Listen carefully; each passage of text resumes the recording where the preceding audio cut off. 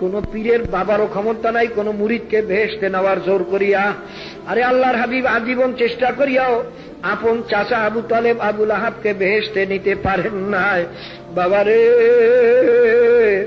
আল্লাহর হাবিব ফাতেমা রাদিয়াল্লাহু তাআলা আনহাকে ফরমান, ইয়া ফাতেমাতিন কাযী নাফসাকি মিনান নার, এ ফাতেমা কবরে গিয়া যদি এই পরিচয় দাও যে আমি আখিরি জামানার নবীর মেয়ে, এই পরিচয়টি কিন্তু তোমার কোনই কাজে আসবে না, কোনই লাভ হবে না। নিজে আমল করিয়া নিজেকে নিজে জাহান্নামের থেকে বাঁচাইয়া কবরে যাইও।